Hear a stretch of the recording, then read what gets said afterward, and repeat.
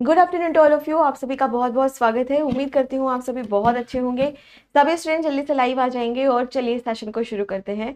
तो सभी को नमस्ते, प्रणाम, सभी को बहुत सारा प्यार। कैसे हो आप सभी? आ जाओ सभी बच्चे एक बार। ओके, तो क्लास को हम सभी शुरू करें। ठीक है, तो नमस्ते नमस्ते नमस्ते, सभी को नमस्ते। आइए सभी स्टूडेंट्स एक बार जल्दी से, ऑडियो वीडियो बिल्कुल ठीक है तो जल्दी से कमेंट करके आप सभी बता देंगे सब कुछ बढ़िया है। ओके, बहुत बढ़िया। तो चलिए क्लास को हम सभी शुरू करते हैं। ओके, तो कल की क्लास में हम लोगों ने पढ़ना शुरू किया था सेल ऑर्गेनिल, और मैंने कहा था कि आज की क्लास में हम लोग करेंगे बड़े ही खतरनाक तरीके से किसके बारे में बात? सेल मेम्ब्रेन के बारे में बात। ठीक है, तो आज का जो हमारा टॉपिक यहाँ पर रहेगा उसमें हम सभी बात करेंगे सेल मेम्ब्रेन के बारे में। चलिए आइए सभी बच्चे। ओके, ठीक है, शुरू करें। ठीक, तो आज का जो टॉपिक रहेगा ये है सेल मेम्ब्रेन। इसी को ही हम सभी कहते हैं प्लाज्मा मेम्ब्रेन। प्लाज्मा मेम्ब्रेन, ठीक है, सेम ही है, अलग अलग नाम से जाना जाता है इसको, पर ये सेम ही है। ओके, हिंदी में इसे हम कहेंगे कोशिका झिल्ली या कोशिका कला, जो भी आपको बोलना है, या फिर इसी को हम सभी कहते हैं प्लाज्मा झिल्ली। इसी को हम सभी क्या कहते हैं यहाँ पर? प्लाज्मा झिल्ली। ठीक है, तो चलो शुरू करते हैं हम आज की क्लास को। और आज का जो टॉपिक रहेगा इसमें हम सभी बात करेंगे किसके बारे में? सेल मेम्ब्रेन और प्लाज्मा मेम्ब्रेन के बारे में। ठीक है, दोनों का एक ही यहाँ पर मतलब होता है, तो कंफ्यूज नहीं होना है। ठीक है, काफी बच्चे बहुत कंफ्यूज होते हैं, पर कंफ्यूज नहीं होना है। तो चलिए शुरू करें यहाँ पर। ओके, तो प्यारे बच्चों, इसको और भी अलग अलग नामों से जाना जाता है, जैसे बहुत सारी पुस्तकों में लिखा हुआ मिलेगा प्लाज्मोलेमा। ठीक है, बहुत सारी पुस्तकों में लिखा हुआ मिलेगा बायोलेमा। तो ये सेम ही है सब, प्लाज्मा लेमा और बायोलेमा। ठीक है, तो ये सब कुछ सेम ही है, कोई अंतर नहीं है। ठीक है, तो मैंने आपको 4 नाम बताए। पहला कोशिका कला, प्लाज्मा झिल्ली, cell membrane, plasma membrane, plasmalemma और बायोलेमा। तो ये ना सबके सब कैसे हैं यहाँ पर? ठीक है मैम, नाम छोड़ दीजिए ना, टॉपिक। हिमांशु एक बात बताओ बेटा, अगर आपसे एग्जाम में पूछ ले कि बायोलेमा किसे कहते हैं, तो फिर क्या होगा? क्या होगा? हवाइयां उड़ जाएंगी, है ना हिमांशु? ठीक है, तो सारे नाम पता होने चाहिए ना। तो बेटा थोड़ा सा जब आप क्लास कर रहे हो तो थोड़ा कॉमन सेंस का यूज करें। ठीक है, हो गया क्लियर है यहाँ तक? तो क्या हो गया? सेल मेम्ब्रेन, प्लाज्मा मेम्ब्रेन, कोशिका कला, प्लाज्मा झिल्ली, प्लाज्मा लेमा, बायोलेमा, ऐसे अलग अलग नामों से ये जाना जाता है। पर इसमें जो सबसे चंदन कुमार कह रहे हैं डिटेल्स में पढ़ाइए मैम। देखो बस यही चीज मुझे परेशान करती है चंदन कुमार, बस यही से ही ना फिर मेरा जो तापमान होता है वो बढ़ना शुरू हो जाता है।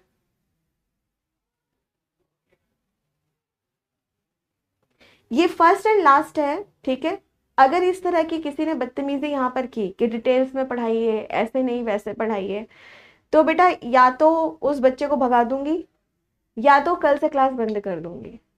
ठीक है, तो देखो मेरे को ना यहाँ पे डिसिप्लिन बहुत ज्यादा अच्छा लगता है। अगर मैं पढ़ा रही हूँ उसमें से आपको कोई समझ नहीं आ रहा है, आप क्वेश्चन पूछिए, 1 बार 2 बार 3 बार, मैं बार बार आपको यहाँ पर समझाऊंगी।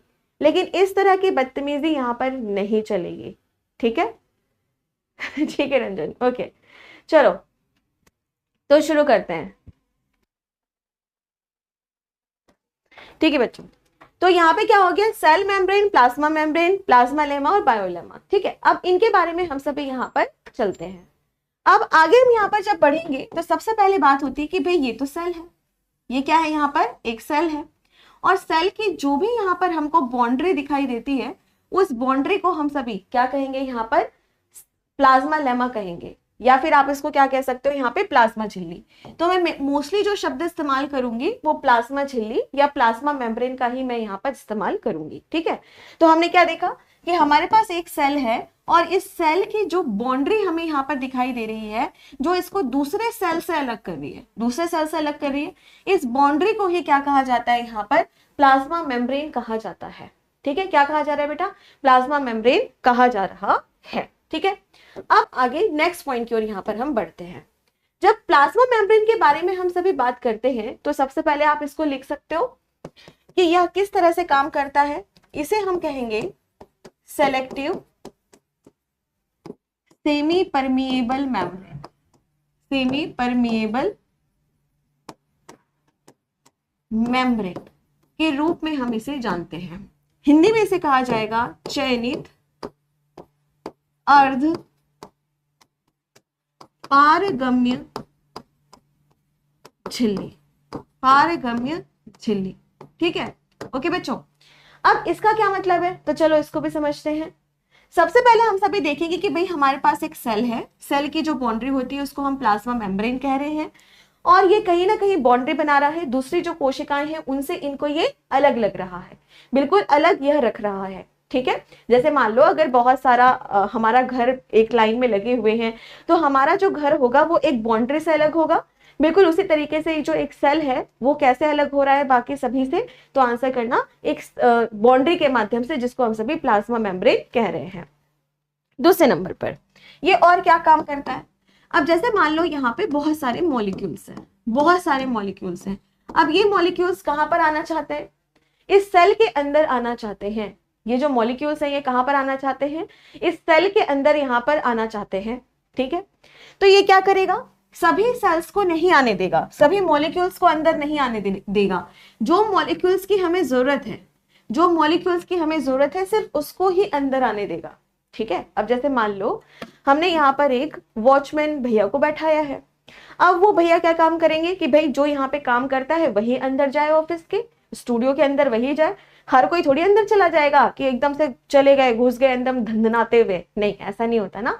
तो बिल्कुल उसी तरीके से अगर आप किसी भी सेल को देखते हो तो सेल की जो बाउंड्री है जिसको हम प्लाज्मा मेम्ब्रेन कह रहे हैं बेटा, ये क्या है, तो आंसर करना कि ये एक तरह से गार्ड की तरह काम कर रहा है कि अच्छा तुम्हारी तुम्हारी तुम्हारी जरूरत है, सिर्फ तुम ही अंदर जाओ, सभी यहाँ पर अंदर नहीं जाएंगे। ठीक है, इसी तरीके से अगर इस सेल के अंदर कुछ ऐसे पदार्थ बन गए हैं जिनकी अब जरूरत नहीं है कोशिका को, तो कोशिका से उसको बाहर निकालना भी जरूरी है, कोशिका से उसको बाहर निकालना भी यहाँ पर जरूरी है। ठीक है, तो कोशिका से जब उसको बाहर यहाँ पर निकाला जाएगा तो किसको निकाला जाएगा, सेलेक्ट करके निकाला जाएगा। क्या किया जाएगा, सेलेक्ट करके निकाला जाएगा कि भाई इसकी हमें जरूरत नहीं है, निकल जाओ। पर ऐसा थोड़ी है कि प्रोटीन की अगर आप बात कर रहे हो, लिपिड की अगर आप बात कर रहे हो, जिसकी जरूरत सेल को यहाँ पे बहुत ज्यादा है वो भी बाहर निकल जाए, नहीं ऐसा नहीं होगा। जो अपशिष्ट पदार्थ बन गए हैं, जो वेस्ट मटेरियल है जिसका कोई काम यहाँ पर नहीं है, उसी को ही बाहर निकाला जाएगा, और इसी को हम सभी क्या कहेंगे, सेमी परमिएबल मेम्ब्रेन। ठीक है, तो यहाँ पर क्या होगा कि ये जो लेयर आपको दिखाई दे रही है, ये जो झिल्ली आपको दिखाई दे रही है, ये किस तरह से काम करती हुई दिखाई दे रही है, चयनित अर्ध पारगम्य झिल्ली, यानी जो भी मॉलिक्यूल्स अंदर जा रहे हैं, जो भी मॉलिक्यूल्स बाहर जा रहे हैं, उनको यह सेलेक्ट करती है। और दूसरी बात, ऑस्मोसिस के माध्यम से, किसके माध्यम से, ऑस्मोसिस के माध्यम से, जिसको हम सभी परासरण भी कहते हैं, पर हिंदी में आप ऑस्मोसिस ही लिखो यहाँ पर, ऑस्मोसिस के माध्यम से ये यह काम करेगी। ठीक है, कि भाई अंदर का बाहर और बाहर का अंदर। अच्छा, एक बच्चे ने पूछा है कि मैम बायोलेमा फिर से बता दीजिए। स्नेहा देखो, इसमें कुछ नहीं है, जैसे मान लो मेरा नाम अमृता है, या फिर तुम मुझे क्या कह सकते हो, बायो वाली मैम कह सकते हो ना, बिल्कुल ऐसे ही यहाँ पर क्या है कि प्लाज्मा मेम्ब्रेन, और प्लाज्मा मेम्ब्रेन का ही दूसरा नाम क्या है, बायोलेमा। ठीक है, बायोलेमा। ओके डन बच्चों, समझ आ गया। चलो अब इसके आगे हम नेक्स्ट पॉइंट की ओर यहाँ पर बोल सकते हैं। एक बच्चे ने पूछा है कि झिल्ली को पर्दा बोल सकते हैं नहीं बोलेंगे। ठीक है, यहाँ पर हम सभी झिल्ली शब्द का इस्तेमाल करेंगे। हाँ वैसे आप सभी पर्दा बोल लो, कोई दिक्कत नहीं है, पर यहाँ पर हम सभी इसको झिल्ली ही बोलेंगे। ठीक है, चलो अब इसके आगे हम नेक्स्ट पॉइंट की ओर यहाँ पर बढ़ते हैं। एक और इंटरेस्टिंग बात को हम सभी समझते हैं। आप में से कितने ऐसे बच्चे हैं जिन्होंने सैंडविच खाया है? आप में से कितने ऐसे बच्चे हैं जिन्होंने सैंडविच खाया है? अच्छा ठीक है बच्चों, ओके ज्योति थैंक यू। अच्छा सभी बच्चों को थैंक यू। अब चलो बताओ, ऐसे कितने बच्चे हैं जिन्होंने सैंडविच खाया है? कैसा होता है सैंडविच? यहाँ पर ऊपर ब्रेड होती है, फिर नीचे भी एक ब्रेड होती है ना। और घर में जो देसी सैंडविच बनता है वो हमारे घर पता कैसे बनता है कि हम ऊपर एक ब्रेड लगा देते हैं, नीचे एक ब्रेड लगा देते हैं और आलू को बॉईल करके उसका मसाला बना करके उसको यहाँ पर बीच में फील कर देते हैं और इसको सेक देते हैं या ग्रिल कर देते हैं या सेक देते हैं, ठीक है। तो इसी को क्या कहा जाता है, सैंडविच। सैंडविच का मतलब होता है ऊपर एक लेयर, नीचे एक लेयर और बीच में कुछ भी मसाला, ठीक है। अब यहां पर बात आती है कि बर्गर खाया होगा, कह रहे कि मैम हमने सैंडविच का नाम पहली बार सुना है। ओके ठीक है, खाया सबने होगा पर वही वाली बात है, ठीक है कोई बात नहीं। बर्गर का नाम सुना है, बर्गर, बर्गर की अगर आप बात करते हो तो ऊपर एक ब्रेड है, नीचे एक ब्रेड है और बीच में आलू की टिक्की है, ठीक है। तो बिल्कुल उसी तरीके से पराठा, पराठा खाया है, पराठे में आटे की एक लेयर ऊपर, एक नीचे और बीच में आलू, ठीक है डन। अरे भूख मत लगाओ भाई, मुझे भी भूख लगी है, ठीक है। तो इसको हम सभी कहते हैं बेटा सैंडविच। तो अगर आपके एग्जाम में कभी यह पूछा जाए कि भाई ये बताओ सैंडविच जैसे संरचना कौन बनाता है, तो आपको क्या आंसर करना है, प्लाज्मा मेम्ब्रेन, ठीक है। अभी मैं समझाऊंगी सारी चीजें, अभी लिखो यहां पर सैंडविच, सैंडविच लाइक स्ट्रक्चर कौन बना करके देता है, सैंडविच लाइक स्ट्रक्चर कौन बना करके देता है, सैंडविच की तरह संरचना कौन बना करके देता है, तो आंसर क्या करना है, प्लाज्मा मेम्ब्रेन, ठीक है। और इसी को ही हम सभी क्या कहते हैं, बाई लेयर्ड स्ट्रक्चर भी बोलते हैं।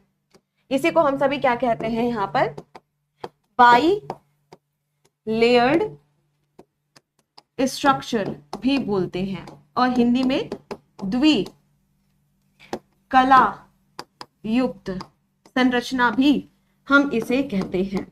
तो अगर आप यहाँ पर एग्जाम में देखो ना तो सीधे सीधे इनके ऊपर प्रश्न पूछा गया है। आप कोई भी कॉम्पिटिटिव एग्जाम उठा के देख लो, सीधे सीधे प्रश्न पूछा है। क्या सेलेक्टिव सेमी परमेबल मेम्ब्रेन किसे कहा जाता है, आंसर प्लाज्मा झिल्ली। सैंडविच जैसे संरचना कौन बनाता है, प्लाज्मा झिल्ली। सीधे सीधे प्रश्न पूछा है, बाई लेयर्ड स्ट्रक्चर द्विकला युक्त आकृति कौन सी होती है किसी भी कोशिका के अंदर, तो आंसर करना है प्लाज्मा मेम्ब्रेन, प्लाज्मा झिल्ली, ठीक है। सीधे सीधे क्वेश्चन है, आप कोई भी कॉम्पिटिटिव 10 ईयर के प्रीवियस ईयर उठा के आप देख लो, आपको यहां से क्वेश्चंस जरूर मिलेंगे। अब बात आती है नेक्स्ट पॉइंट। नेक्स्ट पॉइंट यहां पर आता है कि भाई ठीक है, यहां पर हमने सारी चीजें बहुत अच्छे से पढ़ी, पर ये बताओ कि प्लाज्मा झिल्ली एक्चुअली में दिखता कैसे है, ये बना कैसे है, कौन से ऐसे कंपोनेंट है, कौन से ऐसे घटक हैं, कौन से ऐसे पदार्थ हैं भाई जो कि इसको बना रहे हैं। तो चलो इसको भी समझते हैं।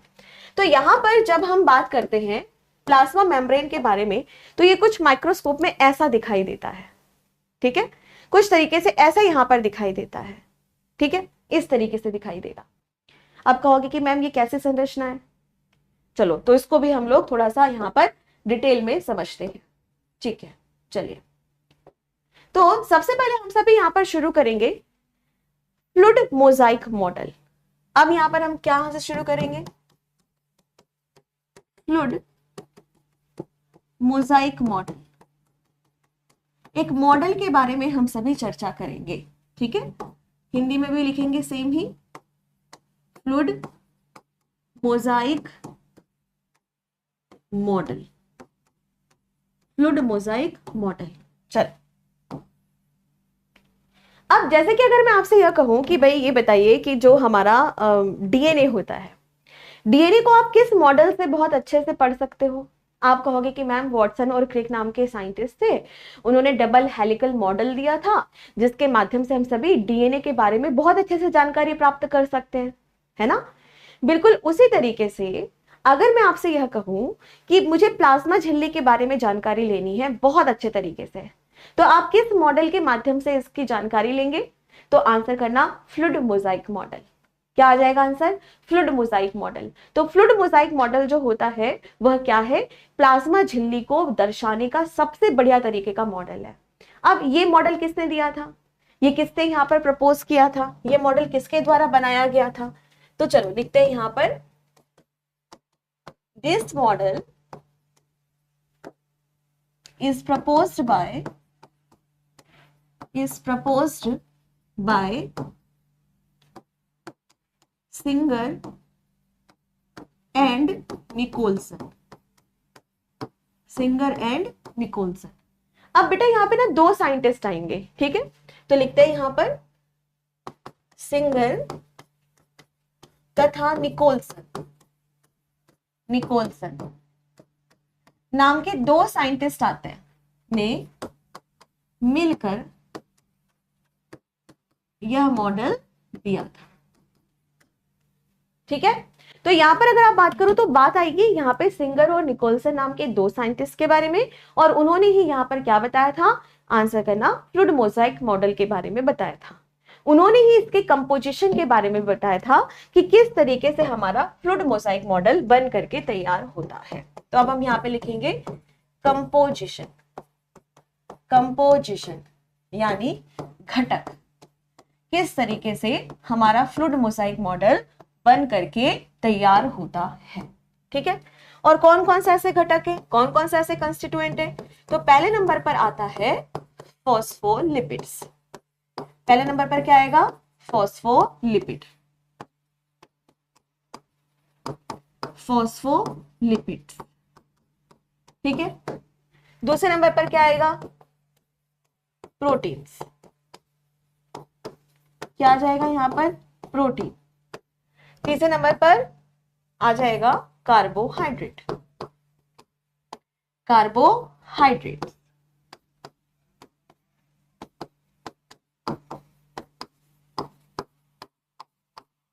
ठीक है, डन बच्चों, ओके।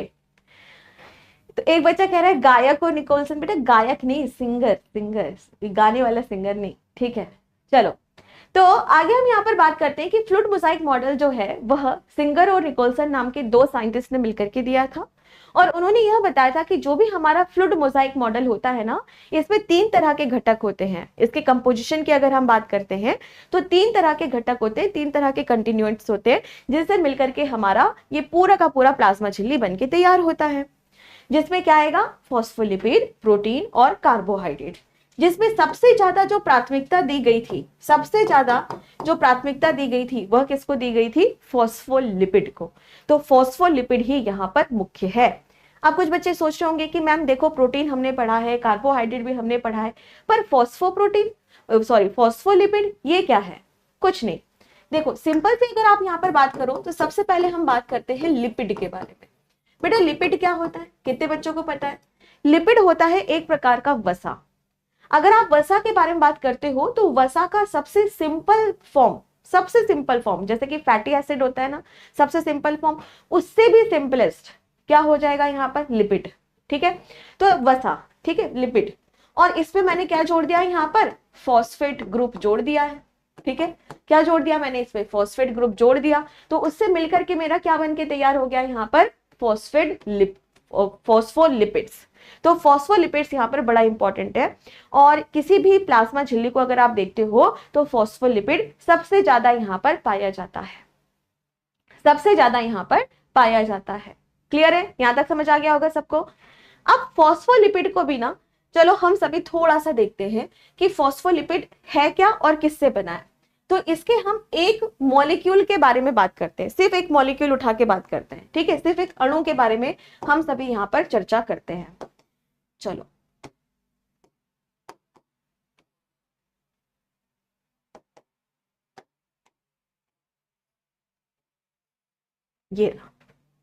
ये क्या है यहाँ पर, हाँ बेटा मैं अब ठीक हूं, थैंक यू सभी बच्चों को।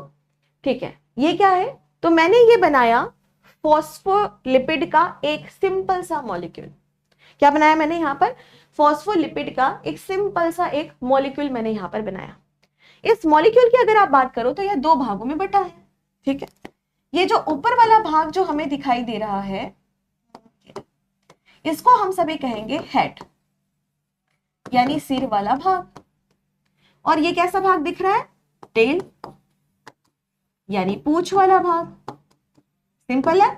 ठीक है, तो मैंने यहाँ पर क्या बनाया, एक मॉलिक्यूल बनाया फॉस्फोलिपिड का, और मुझे यह कैसे दिखाई दे रहा है, एक बड़ा सा सिर और दो पूंछ मुझे निकलती हुई यहां से दिखाई दे रही है।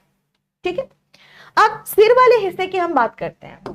सिर वाला जो हिस्सा होता है ना, इसका नेचर कैसा होता है, आंसर करना, ये हाइड्रोफिलिक होता है। कैसा होता है ये, हाइड्रोफिलिक, हाइड्रोफिलिक। ठीक है। और ये वाला जो हिस्सा होता है टेल वाला, ये होता है हाइड्रोफोबिक। कैसा होता है? हाइड्रोफोबिक। तो लिखते हैं यहां पर हाइड्रोफोबिक। ठीक है। अब कौन बच्चा मुझे बताएगा कि हाइड्रोफिलिक का क्या मतलब है और हाइड्रोफोबिक का क्या मतलब है? तो बेटा जहां पर भी फिलिक शब्द का इस्तेमाल किया जाए, समझ जाना प्यार करना, आकर्षित होना। और हाइड्रो मतलब क्या होता है? जल। ठीक है। तो यहाँ पे सीधे सीधे हमें यह बात समझ आ रही है कि हाइड्रोफिलिक का मतलब होता है जल की ओर आकर्षित। जल की ओर आकर्षित। ठीक है, आकर्षित। जल की ओर आकर्षण या जल की ओर आकर्षित। ठीक है। तो हाइड्रोफिलिक, हाइड्रो मतलब क्या हो गया? पानी, और फिलिक मतलब लविंग, प्यार करना, आकर्षित होना, अट्रैक्शन। तो ये क्या हो गया यहाँ पर? हाइड्रोफिलिक। ठीक है। और दूसरी तरफ अगर हम यहाँ पर बात करते हैं हाइड्रोफोबिक के बारे में, तो हाइड्रो मतलब पानी और फोबिक मतलब डर लगना, दूर भागना, डर लगना। ठीक है। फोबिक तो जैसा आपने सुना होगा ना, फोबिया है, मुझे इस चीज से फोबिया है, मुझे पानी से फोबिया है, पानी से डर लग रहा है। तो वही क्या हो गया? जल से दूर भागना। ठीक है। तो क्या हो गया? हाइड्रोफोबिक, यानी जल से दूर जाना, जल से दूर जाना। यही क्या हो गया आपका? हाइड्रोफोबिक। ठीक है। तो यहां पर कई बार आपके एग्जाम में पूछता है कि यह बताइए कि जब हम किसी भी फॉस्फोलिपिड मॉलिक्यूल के बारे में बात करते हैं, सिंपल से एक अणु के बारे में बात करते हैं, तो इसकी स्थिति कैसी होती है? आप बताओगे एक बड़ा सा सिर होता है और दो पूंछ उससे बाहर निकलती हुई दिखाई देती है। सिर वाला जो भाग होता है वो है हाइड्रोफिलिक, यानी जल की ओर आकर्षित होता है, और जो पूंछ वाला भाग है वह जल से दूर भागता हुआ दिखाई देता है। ठीक है। और ये कैसे लाइन से लगे हुए होते हैं बेटा? कैसे लाइन से ये लगे हुए होंगे? कुछ इस तरह से, देखो, कुछ इस तरह से लाइन से यहां पर लगे हुए यह होंगे।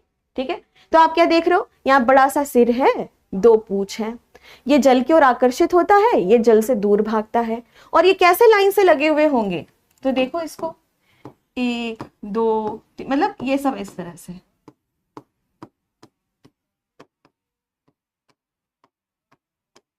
है ना? ये मतलब पूरे ऐसे लाइन से लगे हुए हैं, और इधर भी।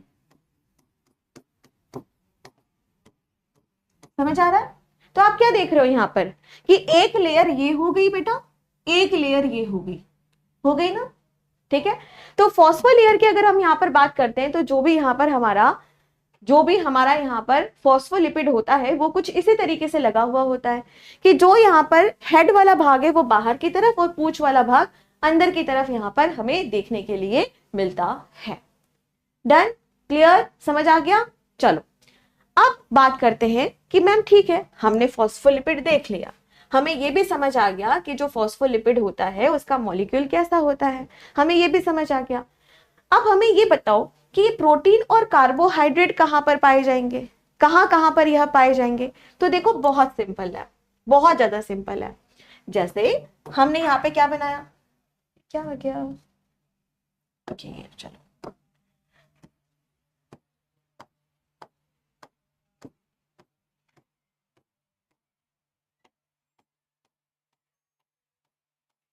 ये क्या आ गया हमारा? एक लेयर। ठीक है।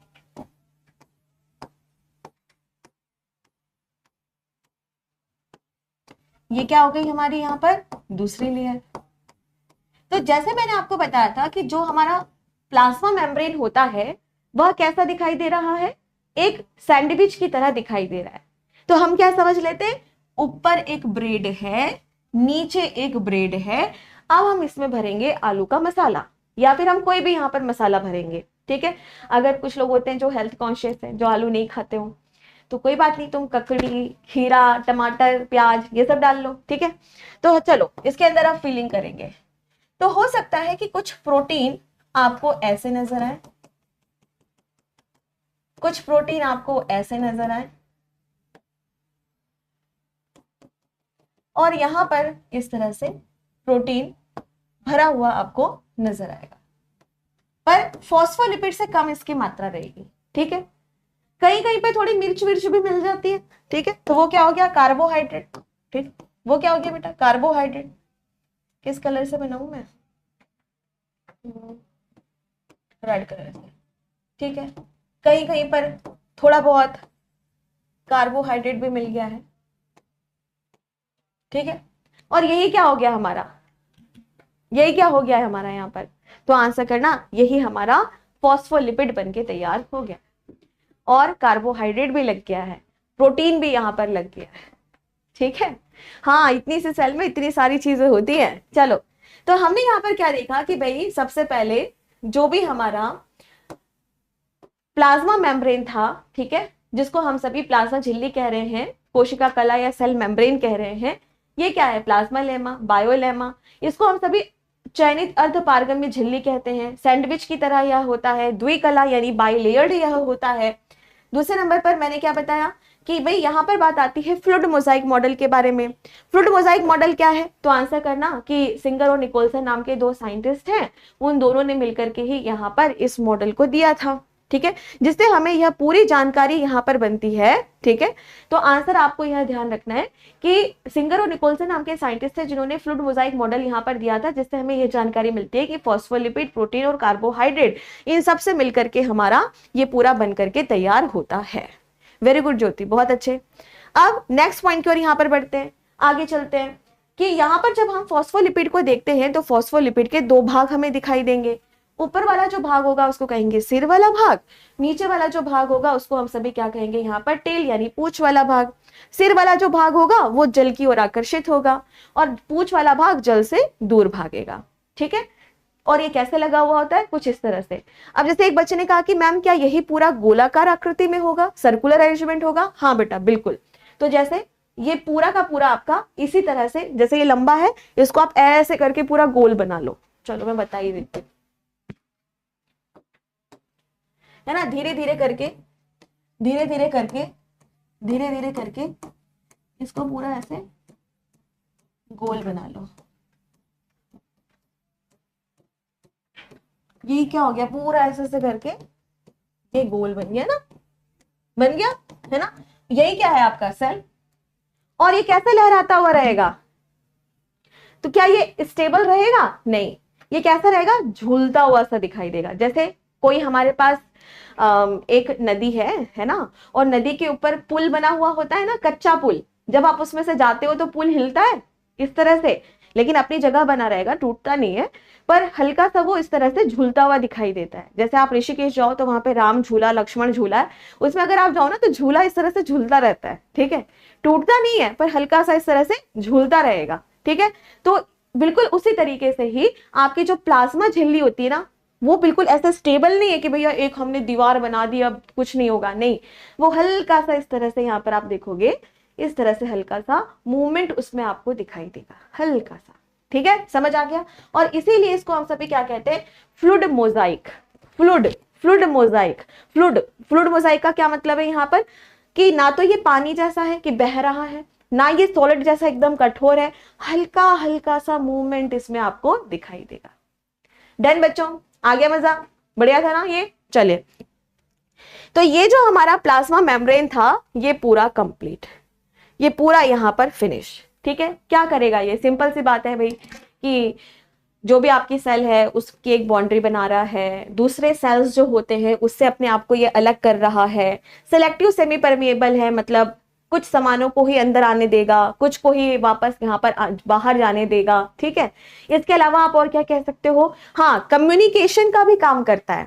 जैसे तुमने देखा है कि मम्मी लोगों की आदत होती है, अब तो पता नहीं आपके इधर कैसे घर होंगे, मैं अपने बचपन की बात बताती हूँ, उसमें कैसा होता था कि सब पड़ोसी आंटी लोग ना इकट्ठी हो जाती थी शाम की तरफ, और ऐसे कहेंगी, अरे अब तो सब मैम कहने लगे, पहले तो सब दीदी ही बोलते थे, और दीदी आपके घर कौन सी सब्जी बनी है, अरे हमारे घर तो ये वाली सब्जी बनी है, अच्छा तो चलो फिर मैं आपको भिजवाती हूँ, है ना। तो क्या होता था, वैसे झांक झांक करके बात करते रहते थे, बालकनी से, खिड़की से या दरवाजे से ऐसे झांक करके, है ना।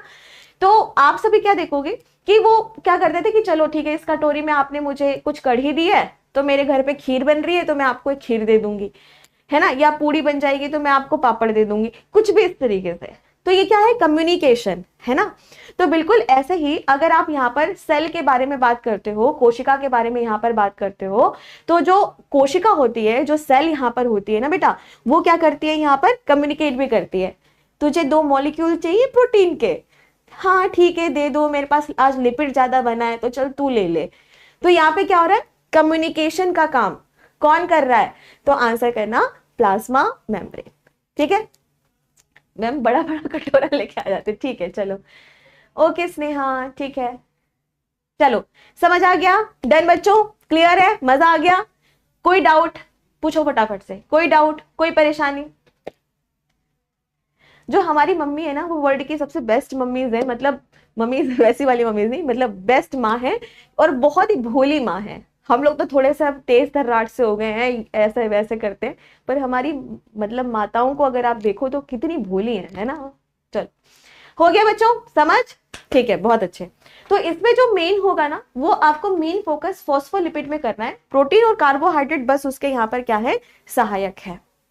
ठीक है ओके हाँ आज समझ आ गया कि मम्मी और आंटी लोग क्या बात करते हैं, ठीक है बहुत अच्छा, चलो डन बच्चों, बहुत अच्छे। चलिए अब इसके आगे हम आगे बढ़ेंगे, ठीक है। और अब हम यहां पर बात करेंगे किसके बारे में, माइटोकॉन्ड्रिया। मैम बायोलेमा किसे कहते हैं बेटा, ये जो हमारा प्लाज्मा मेम्ब्रेन होता है ना, इसी का ही दूसरा नाम बायोलेमा होता है। ठीक है, तो बहुत सारी पुस्तकों में या कई बार एग्जामिनर की खोपड़ी खराब हो जाती है, बच्चों का सिलेक्शन नहीं होने देता है वो, तो वो क्या करेगा, कई बार बायोलेमा लिख देगा। ठीक है ऐसे, चलो अब शुरू करते हैं क्या, माइटोकॉन्ड्रिया। ठीक है, mitochondria power house of the cell, है ना। जिन बच्चों ने बायो नहीं पढ़ी फिर भी उनको इतना जरूर पता होता है क्या है mitochondria, power house of the cell. बहुत बढ़िया, चलो शुरू करें, अब इसके बारे में बातचीत शुरू करें। ठीक है, माइटोकॉन्ड्रिया, चलिए शुरू करेंगे। यहाँ पर प्यारे बच्चों, माइटोकॉन्ड्रिया की अगर हम यहाँ पर बात करें तो बहुत सिंपलेस्ट वे में मैं आपको पढ़ाती हूँ। ठीक है, देखो ये एक सेल है, अच्छी बात है। सेल के अंदर आपको माइटोकॉन्ड्रिया दिखाई देगा, किस शेप का, कुछ इस तरह का, गोलाकार भी हो सकता है और थोड़ा सा आपको ये लंबवत सॉसेज के आकार का भी ये दिखाई दे सकता है। ठीक है, तो ये स्फेरिकल भी दिखाई दे सकता है। ठीक है, इस तरीके से आपको यहाँ पर माइटोकॉन्ड्रिया दिखाई देगा। ठीक है, अब माइटोकॉन्ड्रिया की हम बात करते हैं ना, तो जो माइटोकॉन्ड्रिया होता है, किसी किसी कोशिकाओं में माइटोकॉन्ड्रिया बहुत ज्यादा होता है, किसी किसी कोशिकाओं में जो माइटोकॉन्ड्रिया होता है वो काफी कम होता है, किसी किसी में होता ही नहीं है। पर नॉर्मली अगर आप देखो तो माइटोकॉन्ड्रिया की जो संख्या होती है वो 3, 5, 7 इतनी हो ही जाती है, इतनी होती ही है ना। लेकिन अगर आपसे कभी ये पूछ ले कि ऐसी कौन सी यहाँ पर सेल है जिसमें माइटोकॉन्ड्रिया नहीं पाया जाता है, तब क्या करोगे, पूछ सकता है ऐसे क्वेश्चन, तो पूछेगा, सिंपल सी बात है। तो आंसर करना है RBC, क्या, RBC, लाल रक्त कणिकाएं। अब इंपॉर्टेंट बात यह है कि जब हम किसी भी वयस्क RBC को देखते हैं, है ना, तो उसमें आप सभी देखोगे कि न्यूक्लियस भी नहीं पाया जाता, और इसमें आप सभी क्या देख रहे हो, माइटोकॉन्ड्रिया भी नहीं पाया जाता है। तो RBC में माइटोकॉन्ड्रिया नहीं पाया जाता है। डन बच्चों, ठीक है। अच्छा और बताओ, ऐसी कौन सी सेल होती है जिसमें कई 100 की संख्या में माइटोकॉन्ड्रिया पाया जाता है, अगर आपसे ऐसा पूछे तब, तो आंसर करना स्पर्म। क्या हो जाएगा, शुक्राणु। क्या हो जाएगा, शुक्राणु। ठीक है, शुक्राणु की संख्या में 100 से भी ज्यादा, कई हजारों की संख्या में भी हो सकते हैं माइटोकॉन्ड्रिया। ठीक है, अब स्पर्म की अगर आप यहाँ पर बात करते हो, शुक्राणुओं की अगर आप यहाँ पर बात करते हो, तो आपने देखा होगा कि जो शुक्राणु होते हैं वो कैसे होते हैं, भागते हैं एकदम भयंकर तरीके से। ठीक है, उनमें जो मोबिलिटी होती है या उनमें जो मूवमेंट होता है, उनकी जो स्पीड होती है वो कितनी हाई होती है, खतरनाक तरीके से वो भागते हैं। ठीक है, तो यहाँ पर आपको ध्यान में रखना है कि इतनी एनर्जी कहाँ से आई भाई, तो आंसर करना माइटोकॉन्ड्रिया। कई 100 की संख्या में वहां पर माइटोकॉन्ड्रिया है जो इतनी एनर्जी यहाँ पर बना रहे हैं कि स्पर्म में एकदम दौड़ लगा रहा है, एकदम रॉकेट की तरह। ठीक है, तो यही क्या हो गया, आंसर करना स्पर्म में आपको कई 100 से लेके 1000 की संख्या में भी माइटोकॉन्ड्रिया दिख सकता है। ठीक है, चलो अब 1 बाय 1 इसको बेटा पढ़ना शुरू करते हैं। ठीक है, तो सबसे पहले माइटोकॉन्ड्रिया की अगर आप बात करो तो सबसे पहले बात आती है कि माइटोकॉन्ड्रिया सिर्फ और सिर्फ यूकैरियोटिक कोशिका में ही पाया जाता है। हमेशा ये यूकैरियोटिक कोशिका में ही पाया जाता है, कभी भी यह प्रोकैरियोटिक में नहीं पाया जाएगा। जैसे बैक्टीरिया में नहीं पाया जाएगा, ब्लू ग्रीन एल्गी में नहीं पाया जाएगा, तो जो प्रोकैरियोट्स होते हैं उनमें ये नहीं पाया जाता, हमेशा ये यूकैरियोट्स में ही पाया जाता है। ठीक है, अब इसके बाद बात यह आती है कि भाई इसका काम क्या होता है, क्या काम यह करता है। माइटोकॉन्ड्रिया की हम बात करते हैं। चलो बच्चों, माइटोकॉन्ड्रिया हिंदी में इसको हम सभी सूत्र कणिका के नाम से भी जानते हैं। ठीक है, तो ये काम क्या करता है माइटोकॉन्ड्रिया, चलो शुरू करते हैं। क्या काम करेगा? अब बच्चे कह रहे हैं कि जैसे मैम ये यहाँ पे बना रहा है पावर हाउस, नहीं, पावर तो बाद में देगा ना, काम क्या है इसका, काम स्पेशली इसका क्या है, तो चलो देखते हैं। इसका जो काम है वो है सेलुलर रिस्पायरेशन। इसका काम क्या होता है यहाँ पर? कोशिकीय श्वसन। क्या काम होगा इसका यहाँ पर? कोशिकीय श्वसन। मतलब किसी भी कोशिका की अगर हम यहाँ पर बात करते हैं, उस कोशिका के अंदर जब ऑक्सीजन पहुंचता है तो उस ऑक्सीजन से हम सभी क्या देखेंगे कि वह यहाँ पर रिस्पायरेशन यानी श्वसन कर रहा है। तो ये श्वसन किस तरीके का है? तो आंसर करना, एरोबिक रिस्पायरेशन करता है। एरोबिक रिस्पायरेशन यह करता है, और हिंदी में इसे हम कहेंगे वायवीय श्वसन। क्या करेगा ये? वायवीय श्वसन यह करता है। ठीक है, वायवीय श्वसन करता है। अब कहोगे मैम ये वायवीय श्वसन हमें समझ नहीं आया, तो देखो बेटा सिंपल है, हम सभी मनुष्य हैं, हमको जीवन जीने के लिए सबसे इंपॉर्टेंट गैस कौन सी चाहिए? ऑक्सीजन चाहिए। तो जब यहाँ पर ऑक्सीजन है तो ऑक्सीजन की उपस्थिति में अगर हम सभी श्वसन यहाँ पर कर रहे हैं तो उसी को क्या कहा जाता है? यहाँ पर वायवीय श्वसन। उसी को क्या कहा जाएगा? Aerobic respiration. ठीक है, तो यहाँ पर ध्यान रखना कि किसी भी कोशिका के अंदर एरोबिक रिस्पायरेशन कौन कर रहा है? वायवीय श्वसन यहाँ पर कौन कर रहा है? तो सीधे सीधे आंसर हो जाएगा माइटोकॉन्ड्रिया। ठीक है, अब यहीं पर ही एक और नोट करके भी लिखो, अगर कभी पूछ ले सेल के अंदर एनएरोबिक रिस्पायरेशन कौन करता है, पूछ सकता है, बिल्कुल पूछ सकता है कि भाई ये बताइए किसी भी कोशिका के अंदर अवायवीय श्वसन कौन करता है। तो भाई क्वेश्चन पूछने का तरीका है, आपको आंसर करना है साइटोप्लाज्म, कोशिका द्रव्य, कोशिका द्रव्य। ठीक है, तो इस तरह के भी क्वेश्चन आपके एग्जाम में पूछे जाते हैं। ठीक है, तो हमने यहाँ पर क्या देखा कि जो भी हमारी माइटोकॉन्ड्रिया होती है, ठीक है, वह क्या कर रही है? यहाँ पर सेलुलर रिस्पायरेशन यानी कोशिकीय श्वसन कर रही है, यानी वायवीय श्वसन यहाँ पर यह करती है। ठीक है, जब ये वायवीय श्वसन करती है तो इसके परिणाम स्वरूप यह भारी मात्रा में एटीपी बनाती है। ये क्या करेगी? यहाँ पर भारी मात्रा में एटीपी का निर्माण यह करती है। अब सबसे पहले बात आती है कि भाई एटीपी की फुल फॉर्म बताओ। बहुत ज्यादा आपके एग्जाम में पूछता है कि ये बताइए एटीपी की फुल फॉर्म बताइए। आपको आंसर करना है एडिनोसिन ट्राई फॉस्फेट। इसकी फुल फॉर्म क्या हो जाएगी? Adenosine try phosphate, try phosphate.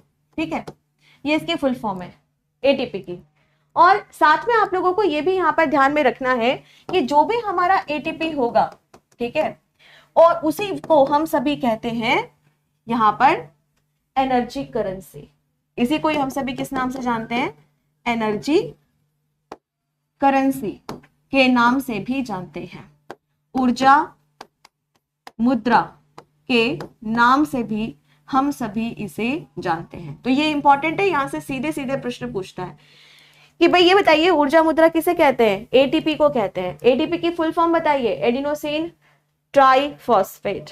कहां पे इसका निर्माण हो रहा है? माइटोकॉन्ड्रिया में इसका निर्माण हो रहा है। कैसे हो रहा है? क्योंकि माइटोकॉन्ड्रिया के अंदर सेलुलर रेस्पिरेशन होता है, कोशिकीय श्वसन होता है, ऑक्सीजन की उपस्थिति में श्वसन होता है, और इसी वजह से यहाँ पर आप देखेंगे भारी मात्रा में एटीपी बनता है। अब एटीपी क्या है? ऊर्जा देगा। एटीपी क्या होगा? यहाँ पर ऊर्जा देगा। और इसी वजह से हम सभी माइटोकॉन्ड्रिया को किस नाम से जानते हैं? Power house of the cell. इसीलिए इसको क्या कहा जाता है? Power house of the cell, मतलब कोशिका का ऊर्जा घर। कोशिका का ऊर्जा घर इसे इसीलिए कहा जाता है। ठीक है, डन बच्चों? बहुत अच्छे सपना, वेरी गुड बेटा। ATO नहीं, ATP। क्या हो जाएगा? ATP। समझ आ रहा है सभी को? कोई दिक्कत है बच्चों यहां तक?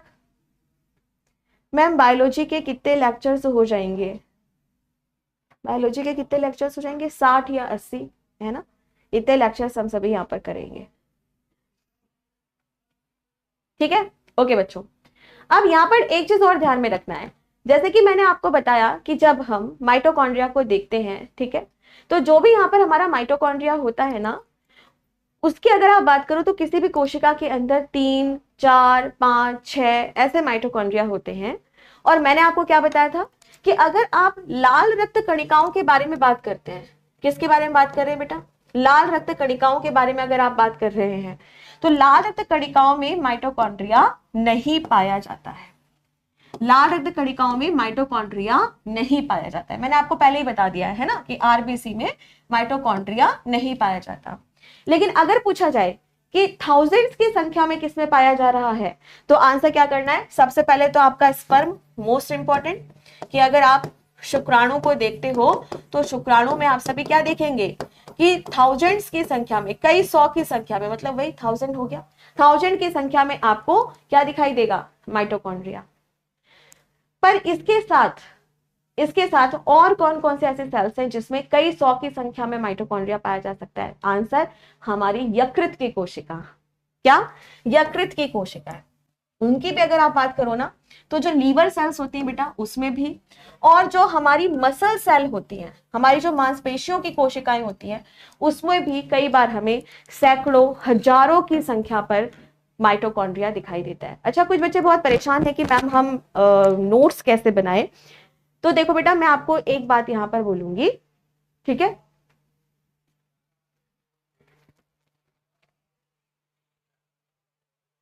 आकाश, मुझे आपका कमेंट कुछ समझ नहीं आया, आप क्या कह रहे हो? ठीक है, तो यहाँ पर आप एक चीज ध्यान रखना कि जैसे कुछ बच्चे परेशान हो रहे हैं कि मैम नोट्स कैसे बनाए, तो मैं आपको अपनी तरफ से बता रही हूँ, जैसा जैसा मैं लिखाते जा रही हूँ वैसा वैसा आप लिखते चले जाओ, तो भी बन जाएंगे आपके नोट्स। अगर आपकी स्पीड कम है तो परेशान होने की जरूरत नहीं है। आपको एक यहाँ पे ध्यान रखना है कि मैंने बेटा जो भी आपको यहाँ पे समझा रही हूँ ना, उसका जैसे टॉपिक कंप्लीट होगा A4 साइज की PDF पूरी मैं आपको दे दूंगी। तो जैसे पुस्तक में, कॉपी में, नोटबुक में प्रॉपर एक एक चीज लिखी होती है ना, 1 by 1, वैसे सारी चीजें उसमें आपको लिखी हुई मिलेंगी। कुछ एडिशनल भी मैं आपको यहाँ पर बताती हूँ, है ना, वो भी मैं यहाँ पे लिख देती हूँ। ठीक है, तो जैसे स्पर्म वाली बात मैंने आपको यहाँ पे एडिशनल बताई है जो कि इंपॉर्टेंट है। ओके, समझ आ गया बच्चों? यहाँ पर क्लियर है? चलो, और हमने यहाँ पर क्या पढ़ा कि इसे हम सभी ऊर्जा घर के नाम से यहाँ पर जानते हैं। अब आगे नेक्स्ट पॉइंट बेटा, गोल्गी बॉडीज वगैरह बाद में पढ़ेंगे, एक एक करके चीजों को पढ़ेंगे, ठीक है? अब यहाँ पर हम बात करेंगे कि जब कभी भी हम माइटोकॉन्ड्रिया के बारे में बात करते हैं, तो माइटोकॉन्ड्रिया एक और स्पेशल नाम से यहाँ पर बहुत फेमस है। किस नाम से फेमस है? इसे हम सभी कहते हैं फर्स्ट ओरिजिनेटेड सेल ऑर्गेनेल। इसको हम सभी कहते हैं प्रथम उद्भिद कोशिका। ये और किस नाम से फेमस है यहाँ पर? प्रथम उद्भिद कोशिका। तो जैसे कि आप सभी को पता है कि जब कभी भी हम माइटोकॉन्ड्रिया के बारे में बात करते हैं, तो जो माइटोकॉन्ड्रिया होता है वो यूकैरियोटिक में ही पाया जाएगा, और यूकैरियोटिक में सबसे पहले बनने वाला कौन सा होगा? माइटोकॉन्ड्रिया। और इसी वजह से इसको हम सभी क्या कह रहे हैं? प्रथम उद्भिद कोशिका। ठीक है, क्लियर है बच्चों यहाँ पर? ओके, समझ आ गया। चलो अब इसके आगे नेक्स्ट पॉइंट की ओर बढ़ते हैं। एक और इंटरेस्टिंग बात जो कि मैंने आपको पहले ही बताई है, जब कभी भी हम माइटोकॉन्ड्रिया को देखते हैं तो क्या इसमें खुद का डीएनए दिखता है? हाँ भाई, हमें पता है इसका खुद का डीएनए दिखता है। और इसकी शेप कैसी होती है? सर्कुलर। कैसी होती है? गोलाकार। कैसी होगी बेटा? गोलाकार। डीएनए हमें यहाँ पर देखने के लिए मिलता है। देखो डीएनए कैसा दिख रहा है इसका? गोलाकार, सर्कुलर, हमें देखने के लिए यहाँ पर मिल रहा है। ठीक है अक्षय, मुझे इस बारे में कोई जानकारी नहीं है बेटा। ठीक है, कौन से सर पढ़ाएंगे कौन से सर नहीं पढ़ाएंगे मेरे को नहीं मालूम। ठीक है, ओके, तो आप किसी और से पूछ सकते हो। मुझे इस बारे में जानकारी नहीं है कि कौन से सर कौन से टॉपिक्स पढ़ाएंगे और स्कूल में पढ़ाएंगे, मेरे को नहीं पता कौन से स्कूल में पढ़ाएंगे। तो आप सिर्फ मेरे से पढ़ो। ठीक है, मतलब अगर आप किसी और से भी पढ़ना चाहते हो तो इट्स कम्प्लीटली ओके, बट मुझे नहीं पता उस बारे में। ठीक है, अब यहाँ पर गोलाकार तरीके का डीएनए आपको यहाँ पर दिखाई देता है, और इस तरह के डीएनए को हम सभी कहते हैं mtDNA। क्या कहते हैं यहाँ पर? mtDNA, mitochondrial DNA, mtDNA। ठीक है, साथ में आप लोगों को यह भी ध्यान यहाँ पर रखना पड़ेगा कि जो मैंने आपको पहले समझाया था कि इसे हम कहेंगे सेमी ऑटोनोमस सेल ऑर्गेनेल। ठीक है, यानी अर्ध स्वायत्त कोशिकांग, जो कि मैंने आपको कल की क्लास में समझाया था, है ना। और इसी को हम सभी क्या कहेंगे? प्रोकैरियोट्स इन यूकैरियोट्स, यानी यूकैरियोटिक के अंदर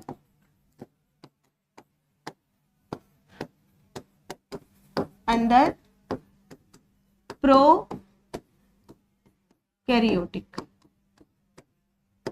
है ना। तो कल की क्लास में मैंने ऑलरेडी इसको समझाया हुआ है। ठीक है, डन बेटा? ओके, अब आगे नेक्स्ट पॉइंट की ओर यहां पर बढ़ते हैं। आगे यहां पर हम चलते हैं। अब यहां पर बात करते हैं कि ठीक है, माइटोकॉन्ड्रिया के बारे में पूरी जानकारी हमने यहां पर ले ली है। अब माइटोकॉन्ड्रिया के हिस्ट्री के बारे में भी कुछ चीजों को हम सभी यहां पर समझते हैं। ठीक है, अब माइटोकॉन्ड्रिया की हिस्ट्री समझते हैं यहां पर। तो सबसे पहली बात आती है कि भाई ये बताओ माइटोकॉन्ड्रिया की खोज किसने की थी? आंसर करना, अल्बर्ट वॉन कोलिकर ने की थी। ठीक है, किसने की थी? अल्बर्ट वॉन कोलिकर ने की थी। कब की थी? 1857। पर ईयर के ऊपर प्रश्न नहीं पूछता, आपको सीधे सीधे यहां पर आपको ध्यान रखना पड़ेगा कि जो माइटोकॉन्ड्रिया होता है उसकी खोज अल्बर्ट वॉन कोलिकर ने की थी। पूरा नाम अगर याद नहीं होता, आप सिर्फ सरनेम याद रख लो, कोलिकर। ठीक है, क्लियर है? ओके, अब नेक्स्ट आगे बढ़ते हैं कि भाई इन्होंने माइटोकॉन्ड्रिया की खोज कर ली।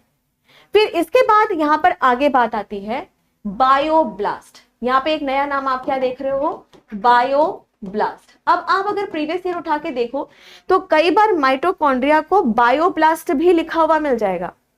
तो यहां पर बात आएगी कि भाई ये बताओ कि माइटोकॉन्ड्रिया का नाम बायोब्लास्ट किसने रखा था? तो आंसर करना, अल्टमन नाम के साइंटिस्ट थे जिन्होंने बायोब्लास्ट शब्द दिया था। अब बहुत सारे लोग क्या पढ़ाते हैं कि जो अल्टमन है उन्होंने खोज की, गलत पढ़ाते हैं, इसीलिए तो तुम्हारे सिलेक्शन नहीं होता। ठीक है, आपको क्या बताना है? कोलिकर नाम के साइंटिस्ट थे जिन्होंने खोज की। बायोब्लास्ट जो शब्द था, जो नामकरण था, वो किसने दिया था? अल्टमन। और फिर बहुत टाइम बीत गया, फिर एक नए साइंटिस्ट आए जिनका नाम क्या था? बेंडा। क्या नाम था बेटा? कार्ल बेंडा ने फिर यहां पर माइटोकॉन्ड्रिया शब्द दिया। ठीक है, आरती देखो वो सब हटाओ। ठीक है, मैं जो पढ़ा रही हूं मुझे अपना पता है बेटा। ठीक है, ओके।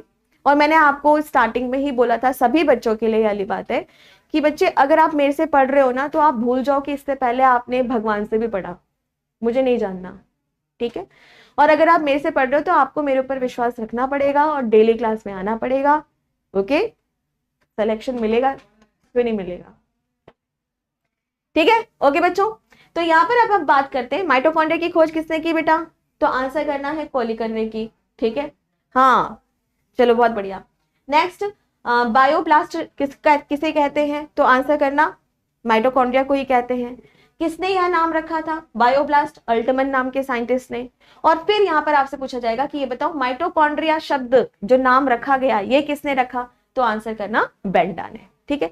ईयर याद रखने की आवश्यकता नहीं है, यहां से नहीं पूछता, पर मैंने क्यों लिखा है, कुछ बच्चे कहते हैं ना बताओ मैम बताओ बताओ करके वो दिमाग खराब कर देते हैं, तो उनके लिए है, ठीक है।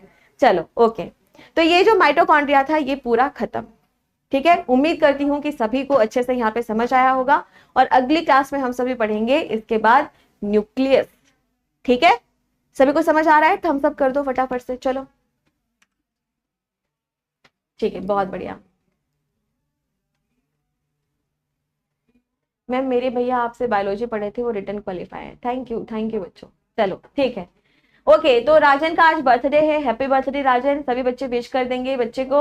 ओके, खूब अच्छे से पढ़ाई करो, और सभी बच्चे सिलेक्शन लेकर के आओ, और ठीक है, और मेरे लिए कुछ बढ़िया सी मिठाई नमकीन लेके आना, पर पहले बहुत बढ़िया से पढ़ाई करो, ठीक है। चलो ओके, तो नेक्स्ट क्लास में मिलते हैं, आप सभी तब तक अपना ख्याल रखो। और जो बच्चे हैं जिन्होंने कल से क्लास स्टार्ट की है बेटा, वो प्लीज पहले का पढ़ लेना, ठीक है, प्लीज पहले का पढ़ लेना, जो मैंने पहले भी पढ़ाया हुआ है उसको प्लीज थोड़ा सा पढ़ लेना, ठीक है। चलो ठीक है, बाकी जो बच्चे यहाँ पे डेली आ रहे हैं बहुत बढ़िया, ठीक है। चलो बच्चों, अब कल की क्लास में मिलते हैं, thank you so much, take care, bye bye, जय हिंद जय भारत।